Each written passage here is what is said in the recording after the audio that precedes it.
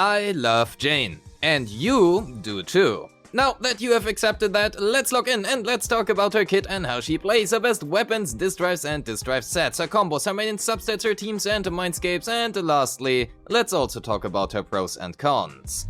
Welcome! I am Rivenous and this is your complete updated in-depth guide to Jane Doe.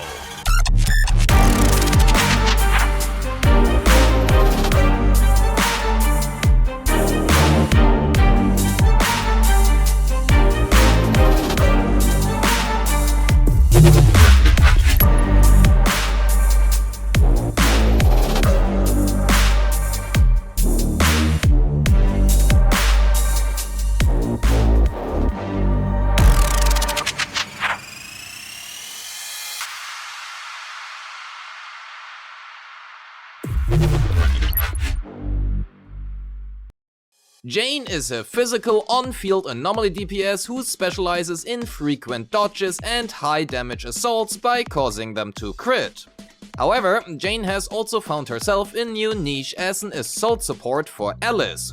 LD Shop is a safe and reliable top-up site for your favorite games such as Zenless Zone Zero, Honkai Star Rail, Withering Waves or Genshin Impact. Created by LD Player, LD Shop offers you affordable prices, even up to 30% off, through official ways and does not require any account credentials. Your server and UID are enough. Spend over $80 and you get to claim an internet membership for free every month. LD Shop is trustworthy, provides a fast delivery within minutes, and as you can see by the huge amount of positive reviews, is also safe and reliable. To make sure you can safely acquire your new favorite agent and don't have to worry about losing the ugly 50-50, go and claim your deals directly today, before it is too late. So go directly to ldshop.gg using my link in the description or pinned comment and save money today. Use my link and you will receive a 15% off and a 5% off coupon. Thank you LD Shop for sponsoring this video. Jane has her own unique resource called Passion Stream, which is indicated right below her HP bar. Whenever she inflicts damage, she either gains or loses passion. Whether you are accumulating or losing passion depends on whether or not you are in her passion state. When outside of her passion state, indicated by the bar being blue, she will accumulate passion when dealing damage, using a defensive assist or triggering a perfect dodge. When she reaches 100 passion, the bar will then turn red and she enters the passion state. While in this state, inflicting damage will then consume passion instead. Furthermore, while Jane is in the passion state, her anomaly build-up is increased and she gains flat combat attack based on her anomaly proficiency. Each point of anomaly proficiency exceeding 120 will grant her 2 attack up to a maximum of 600, which means this passive caps at 420 AP. This will be relevant for her build options later on. Whenever Jane enters the passion state, she also gains access to a one-time use of Salcho Jump. Jane can hold a maximum of 1 Salcho Jump and repeatedly re-entering the passion state will override any Salcho Jumps you currently hold. Whether or not Salcho Jump is currently available is indicated by this little red dot in her resource bar. Salcho Jump is different from her other damaging abilities as it will not actually consume passion during her state, but instead generate passion. This also applies to her perfect dodges and defensive assist, which will generate passion as well during the state. As for Salcho Jump, holding down her basic attack has Jane start spinning for a few seconds, while also moving at a much slower speed, which means that enemies can actually just walk away from you, especially for the more mobile type of bosses, and that can be somewhat annoying. Lastly, she also features a 6-part basic attack string, and her basics do what they are supposed to do, even though we will actively use them. We will talk more about Salcho a little bit later on. Let's talk about her dash attacks and dodge counter, because she has in fact 2 of them each.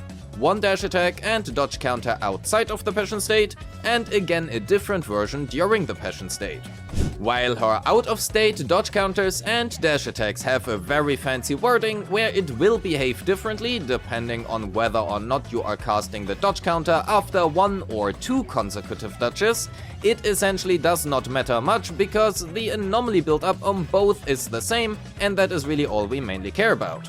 Her special and EX special do what they are supposed to do, and so do her quick assists, defensive assists and also assist follow-ups, so we will not cover them any further.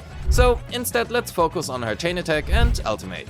Using either of them will have Jane directly enter the passion state, but because they consume 35 passion on use, we are left with 65 passion after the skill ends. Because both of them instantly enter the passion state, they will also both give access to another Sulcher jump. This will become again relevant later on during the combo section. As a side note here, because her chain allows her to instantly enter the passion state as well, both Astra and also Yuzua's Mindscape 2 are indeed hence very good for her. Hitting an enemy will inflict a negative status called Gnawed, and gnawed enemies have an extended duration on flinch, as well as causing assaults on these enemies being able to critically strike. The crit damage for assault is fixed at 50%, and the crit rate again depends on her anomaly proficiency, and that means she will reach 100% crit rate for her assaults at 375 anomaly proficiency. Since her passion state wants her to ideally be at 420 AP, this should usually not be an issue, but it is the first of her 2 breakpoints we want to hit. As both her crit stats here are fixed values or scale of her AP, building crit values is of no use, and hence I would also not recommend doing so. Because Gnawed does not only apply to her own assaults, but any assaults, regardless of who triggered it, this core passive is the reason that she can work extremely well as a supportive option for Alice. Lastly, Jane requires either an anomaly character or an agent of the same faction, and when that condition is met, her anomaly build-up rate is increased by up to 35%. And that already was her entire kit, so let's summarize her game plan, because reading and explaining a kit is great, but understanding it is better. We accumulate passion by dealing damage, using defensive assists or dodge counters. When we are in the passion state, we consume her passion using basics, dodge counters and her EX special. Ideally, we want to preserve her EX special for the stun window, but we can use it outside of it if we would overcap on energy or if the situation is favorable to do so. We maintain her passion state by using her Sulcher jump whenever we are at half passion or below, as well as utilizing perfect dodges and defensive assists. Since she gains more damage and anomaly build-up during her passion state, maintaining her passion state is her highest priority.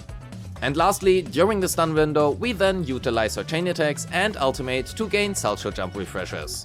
As for her skill priority, since her damage is anomaly based and anomaly infliction does not scale with skill levels, we want to focus first and foremost on her core, then her chain into special, basics and dodge, and lastly assist.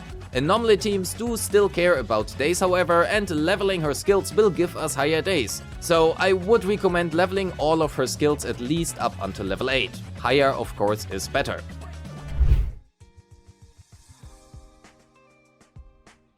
Outside of her passion state, her quick assist and dodge counter can be followed up with her basic 3.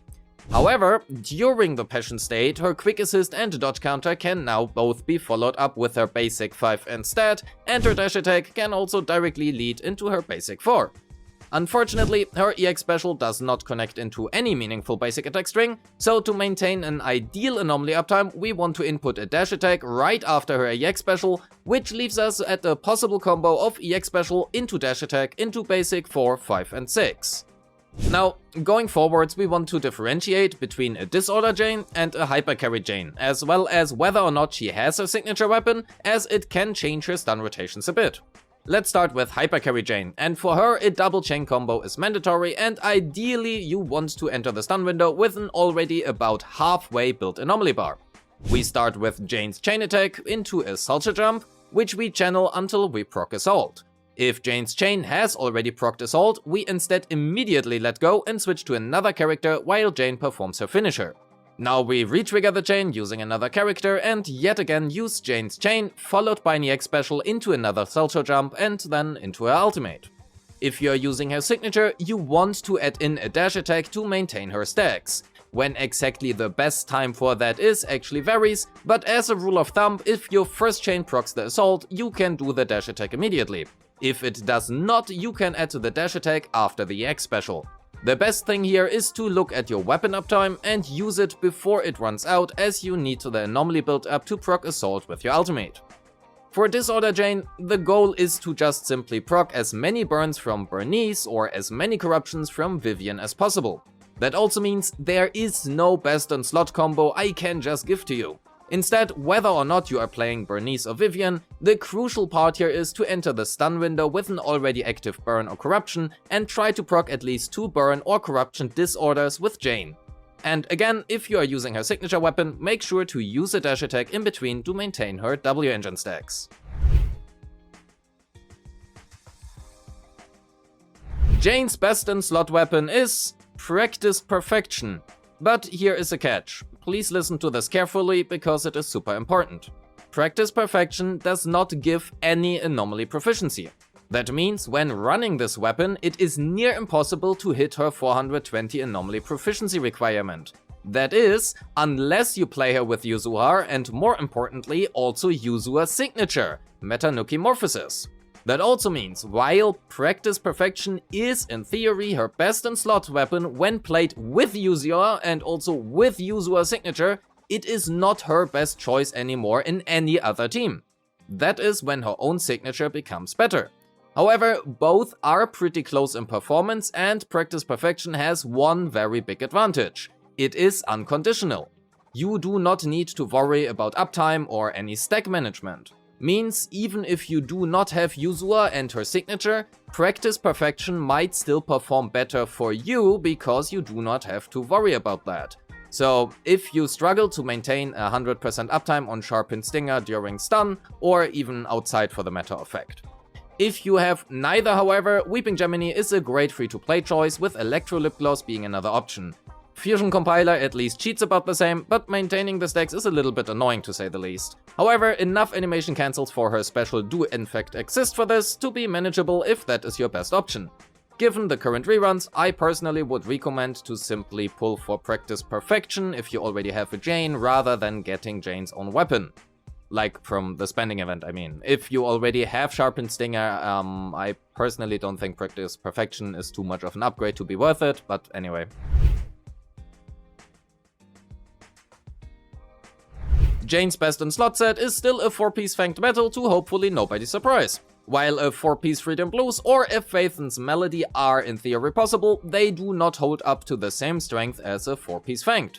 As for the 2-piece options, either a 2-piece Freedom Blues, Chaos Jazz, Astral Voice, Hormone Punk, Puffer, Electro or Phaethon's Melody will work well, and while I would much recommend Phaethon's Melody over any other choice, if you cannot hit the 420 anomaly proficiency breakpoint in combat by the way, a 2-piece Freedom Blues or Chaos Jazz will be the better choice. This is even more true for Disorder teams, especially when played with Time Weaver. For her main stats is standard layout of Anomaly Proficiency in slot 4, Physical Damage in slot 5 and Anomaly Mastery in slot 6 are the best choices, but if you happen to have insane substats on another option, it might still win out. As for a substat priority, focus first and foremost on Anomaly Proficiency until you hit at least 420 AP, again in combat but more is better, then attack percent and lastly flat attack and flat pen. Having more than 420 AP is not bad again, but Anomaly Proficiency after that breakpoint is just worth slightly less than before. Before we get to our teams, let's quickly cover her Mindscapes. Jane's M1 is not only a great quality of life in terms of maintaining her passion state, but also a really good increase in damage. The same can also be said about her Mindscape 2, which is a pretty big boost in damage as well, and due to the additional 15% defense ignore, it pairs really well with Nicole. It is also one of the most important Mindscapes if you want to play her as a support for Alice. Her M3 and M5 exist, and her Mindscape 4 increases all anomaly damage by 18% for the entire team, and specifically in Disorder teams. This can be better than shown here. Generally, it is a fine Mindscape with potential upwards and better than most Mindscape 4s. Her Mindscape 6, unfortunately, is just not good. Generally speaking, Jane performs much better in disorder teams rather than in her hypercarry team with Seth and a support of your choice. However, her disorder teams are also more premium than the hypercarry teams are, so that is something to keep in mind as well.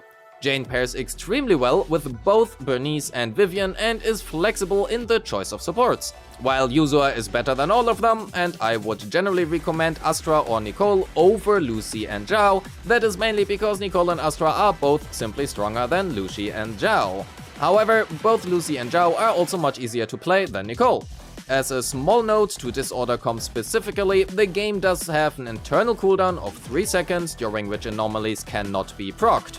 Ultimates, however, circumvent this ICD, and that is probably an entire video on its own, so I will leave it at that. Pros and cons.